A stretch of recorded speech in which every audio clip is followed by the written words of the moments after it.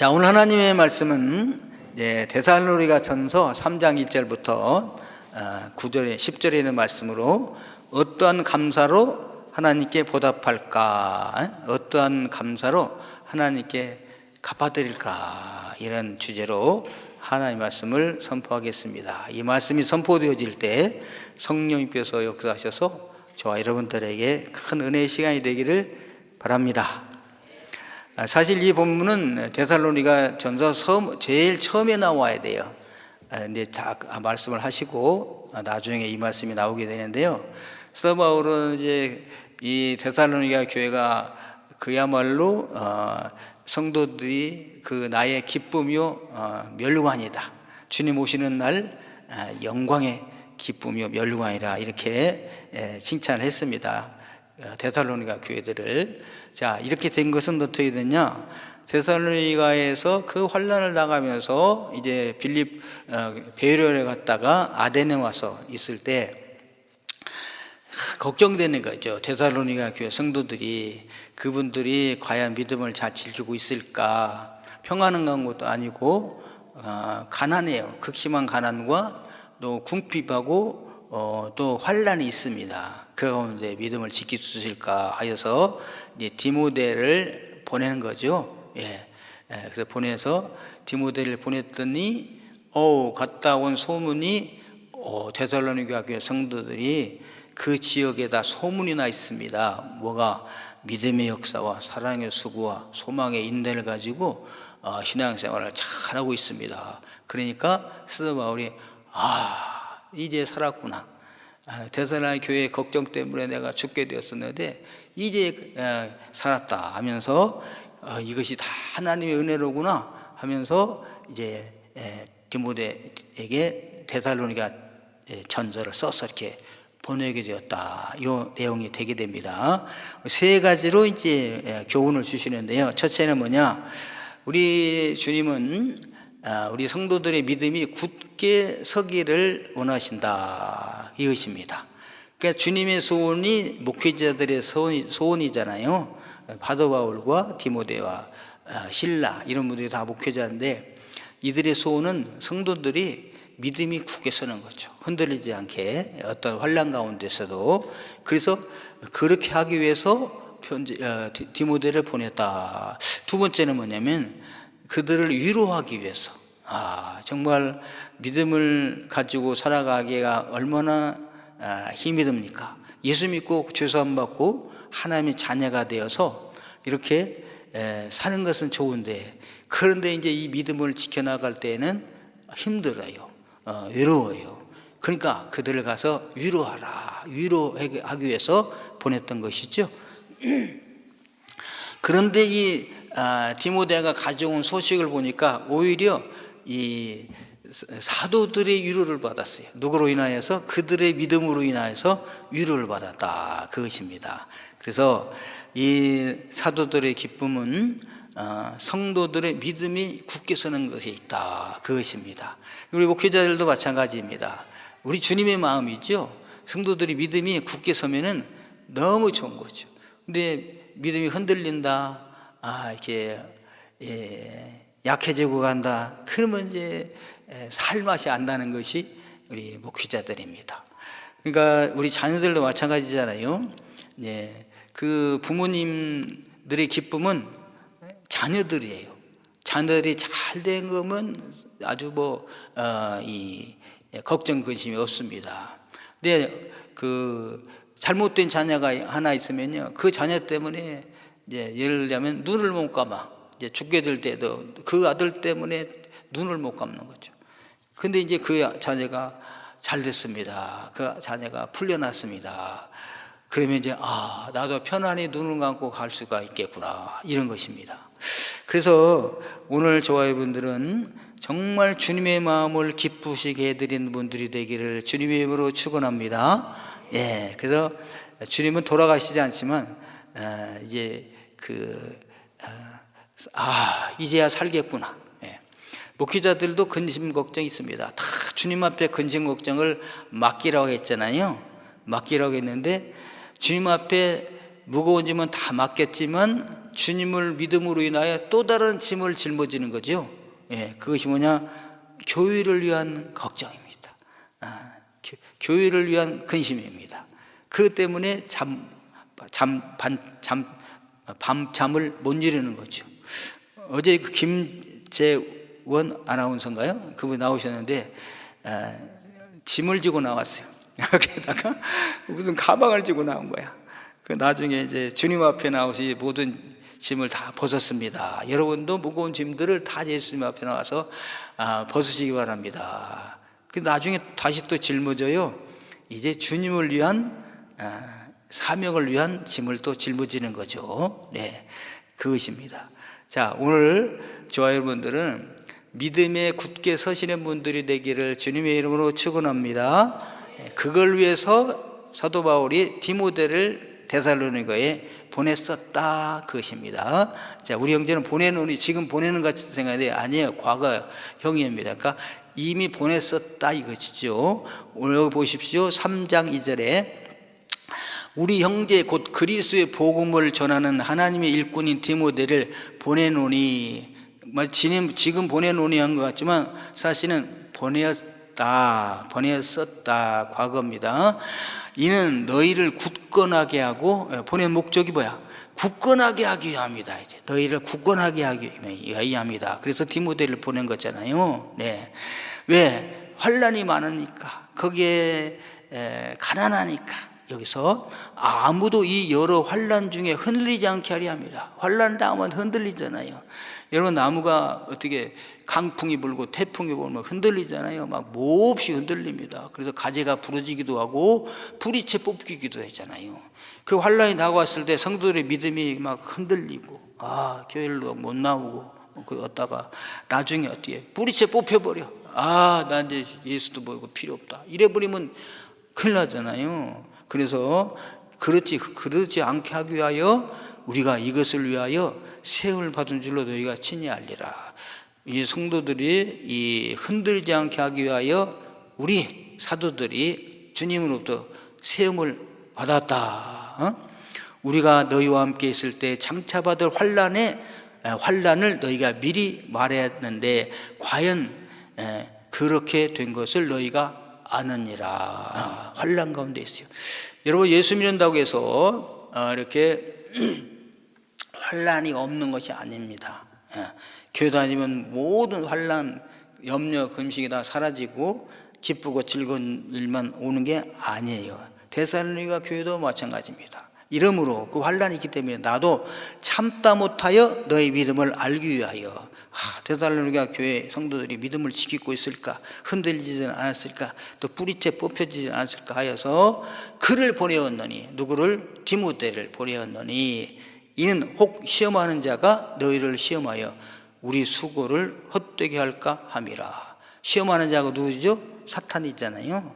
사탄이 막 흔들려가지고 밀가루도 까불어가지고 다 흩어져 버렸으면 우리 수고가 헛되잖아요. 큰 복음 전에서 목숨을 걸고 그 머나먼 길을 가서 이렇게 복음을 전해서 교회를 세워놨는데 그냥 환난 때문에 흔들려 버리면 우리 수고가 헛되지 않는가. 그래서 이렇게 너의 믿음을 굳세게 하기 위하여, 알아보기 위하여 디모데를 보냈었다, 그것입니다. 여러분, 저희들이 정말 그 신앙생활을 할 때 그 환난이 없는 게 아니에요. 하나님 이스라엘 백성들을 이제 애굽에서 건져내 주셨죠. 한숨, 신음, 그들의 신음에서 건져 주셨어요.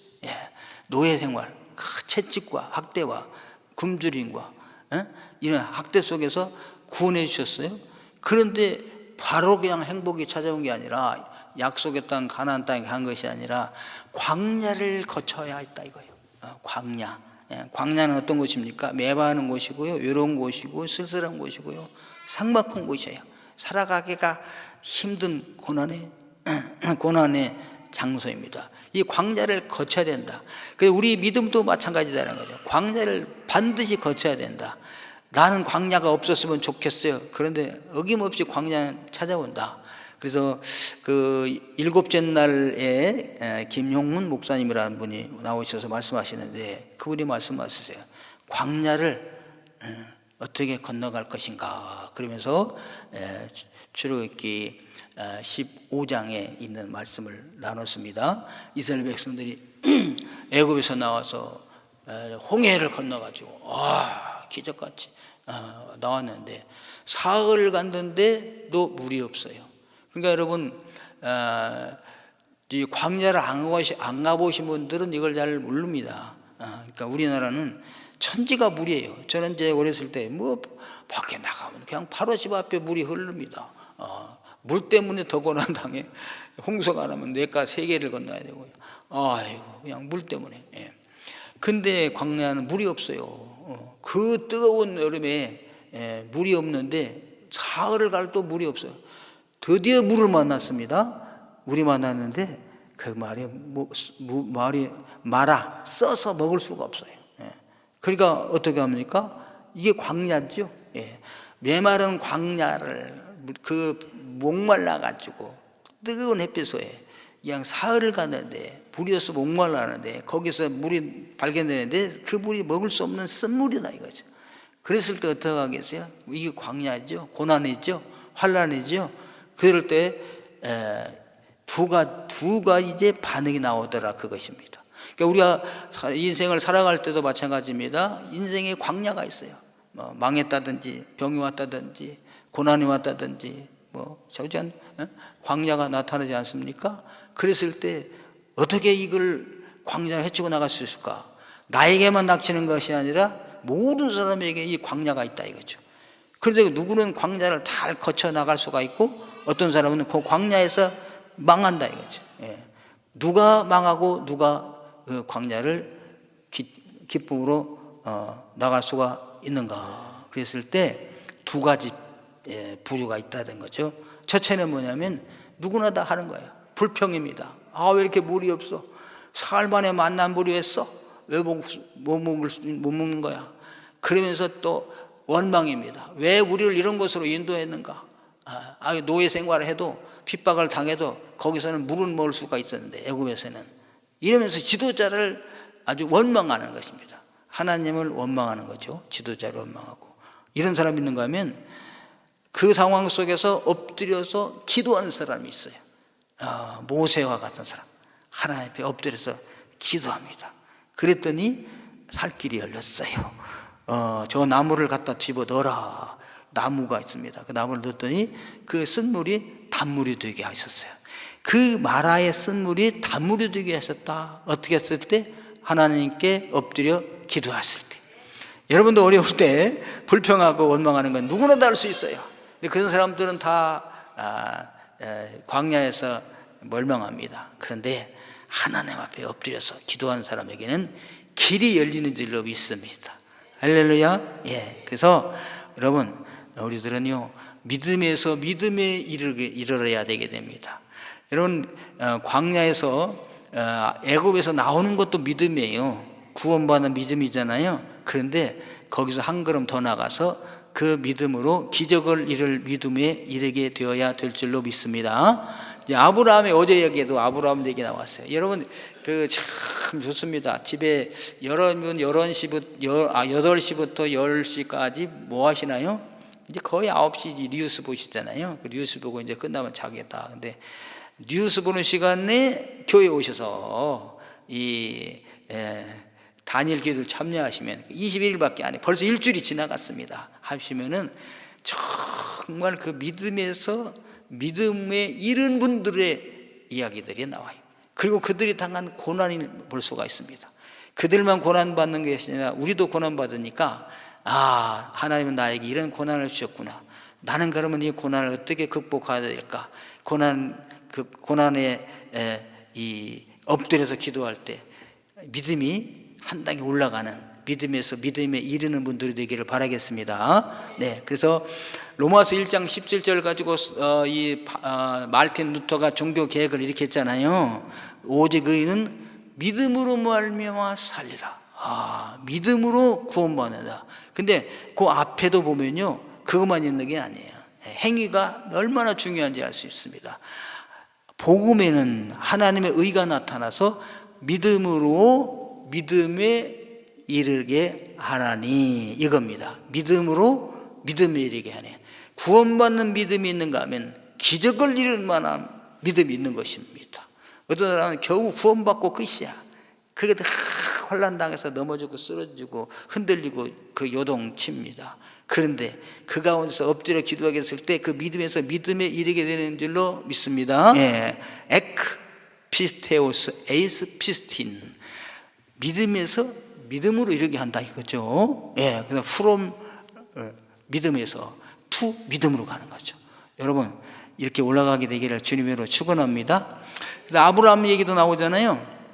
어제는 뭐 아브라함 모리아 산에 올라간다 그랬는데, 아브라함도 마찬가지야. 아브라함이 하나님이 나타나셨습니다. 너는 내가 너를 보고 근원으로 삼아주겠으니, 너 여기까지는 좋았죠?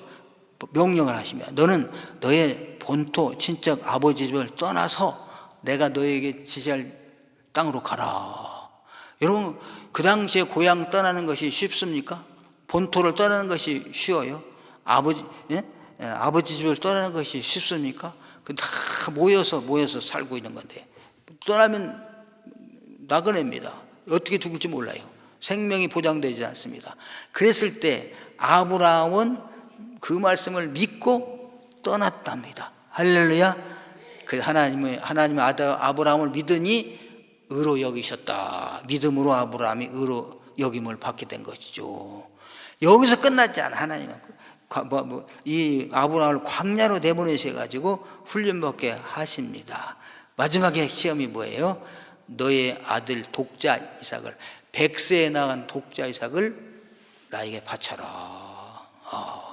어려워요. 근데 아브라함은 독자 이삭을 하나님께 바쳐 드렸습니다. 그래서 믿음으로 믿음에 이르렀습니다. 창세기 15장에서 22장으로 아브라함이 믿음에서 믿음으로 이르게 되었습니다. 아브라함의 믿음이 세졌어요. 그래서 하나님은 아브라함을 나의 벗이라, 나의 친구라 해주셨어요. 왜? 하나님도 독생자 아들을 우리를 위하여 내어주셨잖아요. 근데 아브라함도 자기 독자 이삭을 하나님 앞에 올려드리기 때문에 아들을 드린, 독자를 드린 이 친구다, 벗이다, 이렇게 말씀을 해 주신 것입니다. 오늘 저와 여러분들이 이렇게 믿음으로 믿음에 이르는 분들이 되기를 바라겠습니다. 흔들리는 것을 원하지 아니하세요. 하나님이 우리가 믿음이 굳게 서기를 바랍니다. 이렇게 해서 이제 디모데를 보냈는데, 디모데가 어떻게 해요? 오늘 3장 6절 말씀은 디모데가 지금은 디모데가 너희에게로부터 왔다 이거죠. 예, 궁금해서 보냈는데, 그들의 믿음을 굳게 하기 위해서 보냈는데, 디모데가 와서 너의 믿음과 대단한 그 믿음을, 역사가 있는 믿음이라고 했잖아요. 사랑의 기쁜 소식을 우리에게 전하고, 또 너희가 항상 우리를 잘 생각하여 우리가 너희를 간절히 보고자 함과 같이 너희도 우리를 간절히 보고자 한다고 하니까, 이러므로 우리가 모든 궁핍과 환난 가운데서 너희 믿음으로 말미암아 너희에게 위로를 받았노라. 아멘. 그래서 사도 바울이 이 데살로니가 교회 성도들을 위로하라고 보냈는데, 어떻게 해요? 오히려 그 믿음이 굳게 서 있는 것을 보고 사도 바울과 디모데, 실로아노가 위로를 받았다, 그것입니다. 따라서 합시다. 우리 주님은 위로하시는 주님이십니다. 위로하시는 주님이세요. 그래서 오늘 보십시오. 3장 2절에 위로하기 위해 보냈어. 너의 믿음에 대하여 위로함으로. 믿음 생활하느라 얼마나 힘드느냐, 믿음 지키느라 얼마나 힘드느냐, 환난 궁파 속에서, 광야 속에서 믿음 지키느라 얼마나 힘들어. 내가 너희를 위로하고 디모데를 보내었다, 그것입니다. 여러분, 그래서 어떻게 해야 위로가 되는가? 여러분, 우리는 서로 어려움을 당한 사람에게 위로하잖아요. 근데 우리는 위로한다고 하는 말이 오히려 더 상처를 입힐 때가 있어. 그죠? 예. 예. 아니, 위로한다고 했는데 상처를 받았대. 이런 것입니다. 예. 그러면 뭐가 진짜 위로냐? 위로는 여기서 파레 칼레사이 휴페르테스 피스테오스 휴민, 너의 믿음에 대하여 위로를 하기 위해서 디모데를 보냈다. 그래서 진정한 위로는요, 파라칼레오, 예수 그리스도가 진정한 위로입니다. 예수 그리스도가 무슨 파라칼레오야, 위로자야. 예수님의 또 다른 위로자, 또 다른 예수, 알로스 파라클레토스입니다. 다른 보혜사입니다. 사랑하는 예수님이 우리의 보혜사잖아요. 보혜사는 뭐냐? 우리를 헬퍼, 도와주시는 분, 우리를 보호하시는 분, 위로하시는 분이란, 변호하시는 분이잖아요, 예수님께서. 근데 알론 파라클레토스입니다. 다른 보혜사, 다른 모양으로 나타난 나. 이게 누구예요? 성령님이시잖아요. 거룩한 영, 하기오스 푸니마, 거룩한 영으로 우리에게 오실 때 진정한 위로가 된다 이거죠. 그래서 김병훈 목사님인가, 그 7번째 하신 분, 광야를 지날 때 이분은 목회할 때 너무나 힘들었다고 그래요. 예. 그래서 이분이 의욕도 없고 다 지쳐서 이제 목회를 그만둬야 되겠다 이렇게 했을 때, 유능한 이제 친구 상담사에 가서 상담을 했으니까, 내가 번아웃 됐으니까 목회를 그만둬라, 사표 내고 이런 거야. 예. 그래야지 살 수 있다는 거죠. 너무나 힘들까. 그 광야를, 상황을 벗어나는 길은 사표밖에 없다. 근데 이분은 어떻게 해요? 그래도 하나님 앞에 새벽마다 엎드려서 기도했답니다. 그러니까 어떻게, 불평이나 원망하기보다 엎드려서 기도했어. 불평 원망이 안 나오겠어요? 불평하는 마음, 원망하는 마음이 들죠. 그러나 그걸 참고 기도로 바꾼 거죠. 하나님, 이 어떻게 합니까? 그랬을 때 하나님의 응답을 해 주셨다는 거죠. 어떻게? 내가 안다. 내가 안다는, I know. 안다고 그래도 돼. 그래서 그 말을 듣는 순간, 하나님이 아시는구나. 그러면서 그 위기가 극복되어지고 그 광야가 변해서 엘림, 이 오아시스가 발견하게 됐다는 것이죠. 그 아내 되신 분은, 사모님께서는 자세한 설명 안 하시는데, 어쨌든 영어에 능하고 한국말에 잘 못했는가 봐요. 그런데 그런 분이 한국인 목사, 한국인 교회에 목사 사모를 하니 얼마나 힘들었겠어요. 말이 통해서 어려운데, 잘 못하는 한국말로 한국인들 교회를 미국에서 목회를 하니까 얼마나 어렵겠어요. 그분이 이렇게 고백을 했다고 그래요. 나중에, 나는 어항 속에 있는 금붕어 같았습니다. 어항 속의 금붕어, 전부 다 찾아보고 있는 거야. 금붕어 예쁘다고. 그러면 그냥 숨어. 그 눈길이 어려워가지고 숨어. 그 어항 속에 있는 작은 그 바위층에서 숨어서 누가 퉁 치면 또 다시 도망가가지고 다른 숨을 곳을 찾았다는 거죠, 이분이. 그런데 이분에게도 내가 안다. 내가 다 안다. 그러므로 해강을 받았대요. 그래서 이렇게 아무도 변한 건 없어요. 상황이 변한 거 아니에요. 똑같은 사람들이야. 성경이 똑같은데도 주님이 안다. 파라클레토스, 알론 파라클레톤, 다른 보혜사, 우리 주님이 내 마음에 오셔가지고 내가 너를 다 안다, 상황을 다 알아 하므로 문제가 해결되게 되었다는 것입니다. 그래서 이 보혜사는 누구냐? 성령님이세요. 여러분, 사람에게 위로받으려고 하다가요, 오히려 더 상처받아요. 예. 사람이 위로하려고 했다가 오히려 상처를 주기도 하고, 사람으로부터 위로받으려고 했다가 도리어 사람에게 상처를 받기도 해요. 그런데 엎드려 주님 앞에 기도하면, 너는 내게 부르짖으라, 내가 내게 응답하겠다. 카라 엘라이 웨네카, 하나님이 응답해 주셨다고 했어요. 성령님이 영으로 응답해 주신 거잖아요. 아무것도 달라진 것도 없어요. 변한 것도 없어요. 그런데 내 안에 있는 성령님께서 나를 변화시키는 것이죠. 그리고 환경은 똑같아도 여전히 광야도 그 광야를 걸어나갈 때 그 마음에 기쁨과 평안이 넘치게 된답니다. 할렐루야. 그래서 우리에게 진정한 위로자는 누구냐? 파라클레토스입니다. 다른 보혜사 예수 그리스도이십니다. 그 예수님 당시에는 육신을 가진 예수님으로 이 땅에 오셨지만, 우리 곁에 오셨지만 한계가 있잖아요. 시간과 공간의 제약을 받으시요. 여기 계시면 여기 안 계십니다. 그러니까 빨리 오셔요, 빨리 오셔요. 그리고 그 예수님을 막 가요. 근데 다른 보혜사는 영으로 오신 보혜사, 하기오스 푸니마, 푸니마 알레데이아, 아주 진리의 영, 의의 영으로 우리 안에 오시면은 진정한 위로가 넘치게 되는 것을 믿습니다. 그래서 많은 사람들이 실패하고 애통하고 하다가 결국은 뭐냐? 주님 앞에 나와 엎드려 기도할 때 주님의 음성을 들으신 다음에 성령님이 임하신 다음에 파라클레스가 오신 다음에는 그 마음에 그야말로 그 세상 누구도 줄 수도 없고 알 수도 없는 평안함이 임하게 된다는 사실입니다. 할렐루야.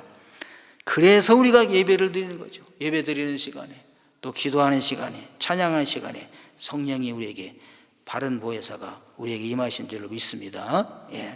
그 성령과 예수는 전혀 다른 분이 아니에요. 같은 분이야. 같은 분이 다른 모습으로 오시는 거죠. 전혀 다르다면 헤테로스로 써야 되는데 알로스로 썼어요. 같은 분이신데 다른 모습으로 오신 분이시다. 요한복음에 약속하셨잖아요. 하나님께서 너희는 마음에 근심하지 말라. 하나님이 또 나를 믿어라. 나는 길이요 진리요 생명이니 나를 믿는 자는 영생을 얻으리라 말씀하셨습니다. 그리고 나로 말미암지 않고는 아버지께로 올 자가 없느니라. 그래도 두렵잖아요. 또 주님이 떠나신다니까. 그때에 약속하셨어요. 요한복음 14장에 그는 진리의 영이라. 진리의 영. 세상은 등이 그를 받지 못하나니. 예수 믿는 사람을 받지 못합니다. 예수 믿지 않은 사람은 이는 그를 보지도 못하고 알지도 못합니다. 그러나 너희는 그를 아나니. 너희는 그분을 알아. 너희 제자들은, 예수 믿는 사람들은 그분을 알아. 그분 아니? 그는 너희와 함께 거하시며, 너희와 지금 함께 거하시며, 내가 그야. 근데 또 너희 속에 계시겠습니다.